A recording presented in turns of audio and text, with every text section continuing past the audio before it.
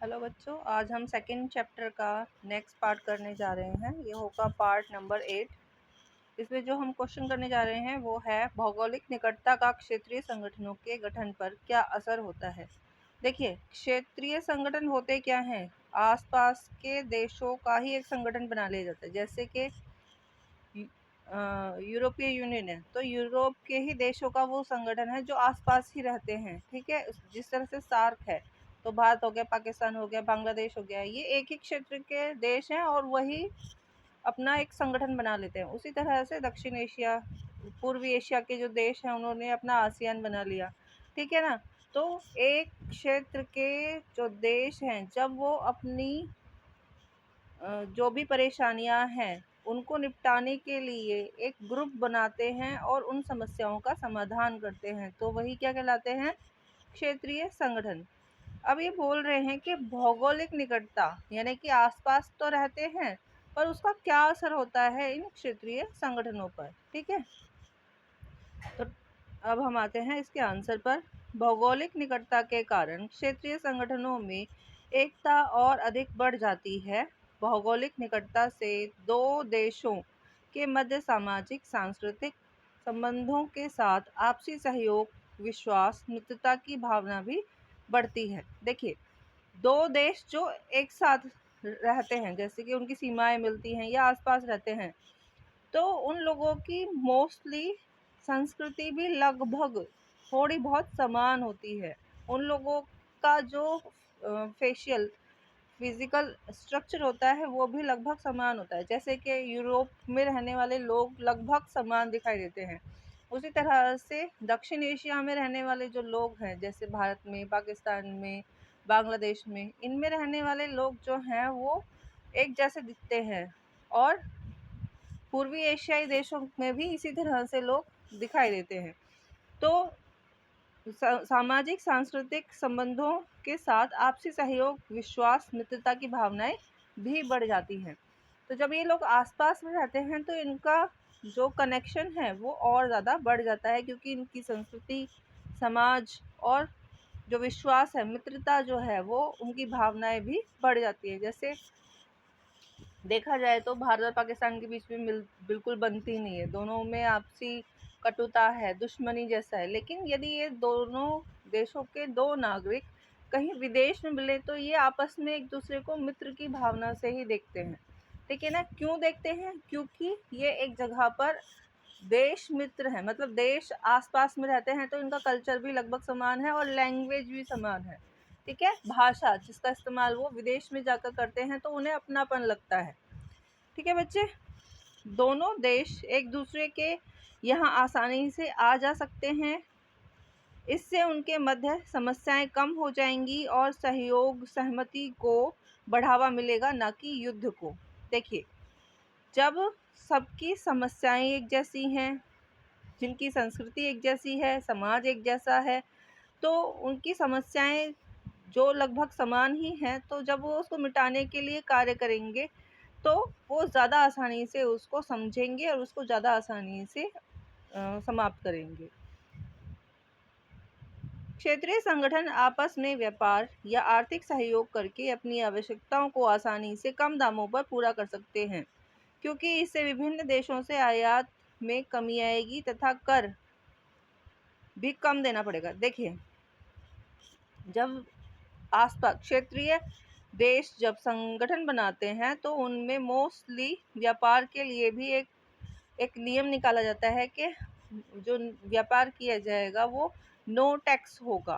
ठीक है, कर मुक्त व्यापार किया जाए। कर मुक्त से मतलब है जो भी देश इस संगठन में शामिल है उन देशों को आपस में व्यापार करने के लिए एक दूसरे के माल जब उनकी सीमाओं पर पहुंचते हैं तो उनसे टैक्स लेने की या टैक्स देने की आवश्यकता नहीं है। इसी को कहते हैं कर मुक्त व्यापार, जिससे क्या होगा? व्यापार जो है वो और ज़्यादा फलेगा, फूलेगा, बढ़ेगा, लोगों की आय में वृद्धि होगी। ठीक है, अब नेक्स्ट लाइन पे आते हैं।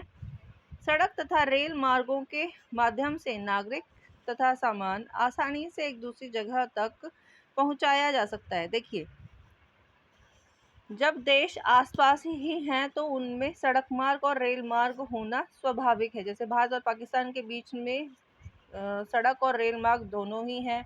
उसी तरह से भारत और नेपाल के बीच में भी सड़क और रेल मार्ग दोनों ही हैं। उसी तरह से भारत और बांग्लादेश के बीच में सड़क और रेल मार्ग दोनों ही हैं।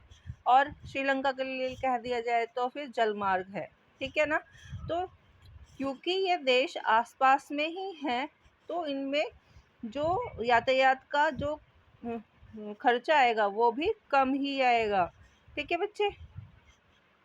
सामूहिक सुरक्षा एक महत्वपूर्ण तथ्य है, क्योंकि यदि एक पर आपदा या संकट या आक्रमण होता है तो सब मिलकर उस देश को सहयोग करेंगे। इससे सुरक्षा की भावना भी बनी रहेगी। देखिए, जो इन संगठनों का बनाने का सबसे बड़ा कारण है वो है सुरक्षा का भाव होना। यदि कोई देश ऐसा है कि उस पे दूसरे गुट का कोई देश या फिर कोई रैंडम देश उस पे आक्रमण कर रहा है तो ये संगठन पूरा का पूरा ही खड़ा हो जाएगा उसके बचाव के लिए। दूसरा, यदि कोई प्राकृतिक आपदा आ जाती है इनमें से किसी देश पर तो सभी देश उसकी सहायता कर सकते हैं। फॉर एग्जाम्पल, जब नेपाल में भूकंप आया था तो भारत ने और आस पड़ोस के सभी देशों ने सबसे पहले इनको आर्थिक मदद पहुंचाई थी। ठीक है, अपनी सेना भेजी थी, अपने लोग भेजे थे जो कि वहां पर जाकर के लोगों का बचाव कर रहे थे। तो जो क्षेत्रीय संगठनों के बनाने का जो कारण होता है वो ये होता है कि एक दूसरे को सुरक्षा प्रदान करना और भौगोलिक निकटता उसमें बहुत ज़्यादा पॉजिटिव या कहें कि सकारात्मक प्रभाव डालती है, क्योंकि आवागमन और बहुत आसान हो जाता है। सबकी लैंग्वेज लगभग समान होती है, संस्कृति लगभग समान होती है, समस्याएं भी लगभग समान होती हैं। जैसे सार्क को ही ले लीजिए। भारत में यदि गरीबी है या अशिक्षा है तो उसी तरह की सिचुएशन पाकिस्तान में भी है, नेपाल में भी है, बांग्लादेश में भी है और श्रीलंका में भी है। ऐसे नहीं है कि ये समस्या केवल एक ही देश की है। इस ग्रुप के सभी देशों की लगभग समान समस्याएं ही हैं। ठीक है। प्रति व्यक्ति आय को बढ़ाना इन सब का एक ध्येय हो सकता है। ठीक है, जिसके लिए इन्हें क्या करना है, विकास करना है, अपने देश को आगे तरक्की पर ले जाना है। और ये सभी के लिए, सभी क्या है, ये सारे देश विकासशील देश हैं। ठीक है बच्चे। तब आते हैं नेक्स्ट क्वेश्चन पर। नेक्स्ट क्वेश्चन है आसियान विजन 2020 की मुख्य बातें क्या हैं। वैसे क्वेश्चन ये आ भी चुका है कई बार। तो आसियान विजन 2020 की मुख्य बातें निम्न है। नंबर 1, आसियान विजन 2020 में अंतर्राष्ट्रीय समुदाय में आसियान की बहुमुखी भूमिका को प्रमुखता दी जाएगी। देखिए, एक आता है आसियान शाली। आसियान शाली का मतलब होता है कि बिना किसी औपचारिकता के टकराव रहित तरीके से, बिना किसी मनमुटाव के समस्याओं को बहुत ही आसान तरीके से या बातचीत के जरिए सुलझाना। अब इस तरीके से इन्होंने अपने अंदर के अंतर्मुखी यानी कि अपने इस समुदाय के अंदर के जितने भी परेशानी थी उनको तो सुलझाया ही। अब आता है बहिर्मुखी। बहिर्मुखी से मतलब है इस संगठन के बाहर की समस्याओं को भी सुलझाने का इन्होंने टारगेट बनाया है। समझ गए। अंतर्मुखी मतलब इस ग्रुप के अंदर की समस्याएं, बहिर्मुखी मतलब इस ग्रुप से बाहर की समस्याओं को भी सुलझाना इनको प्रमुखता दी जाएगी। नंबर 2 आता है टकराव के स्थान पर बातचीत को बढ़ावा दिया जाएगा। देखिए, टकराव से मतलब है आपसी मनमुटाव, कोई कुछ कह रहा है कोई कुछ कर रहा है, उस चीज को बातों के जरिए ही सुलझाया जाए। ठीक है। इसी तरकीब के माध्यम से आसियान ने कंबोडिया के टकराव को समाप्त किया, पूर्वी तिमोर के संकट को संभाला और पूर्वी एशियाई सहयोग पर बातचीत के लिए 1999 से नियमित रूप से वार्षिक बैठक आयोजित की। ठीक है। तो इन्होंने, आसियान ने क्या किया है, कंबोडिया में जो प्रॉब्लम थी, जो समस्याएं थी उसको समाप्त किया, पूर्वी तिमोर की जो समस्या थी उसको संभाला है इन्होंने। और आसियान ने 1999 से वार्षिक में मतलब साल में एक बार ज़रूर नियमित रूप से बातचीत के लिए बैठकें आयोजित की है। मतलब मीटिंग होगी सभी देशों की, जो भी इसके सदस्य है। कितने देश सदस्य हैं? 10 सदस्य हैं। स्थापना कितनों ने की थी? 5 देशों ने की थी। बाद में 5 और देश इसमें शामिल हो गए थे।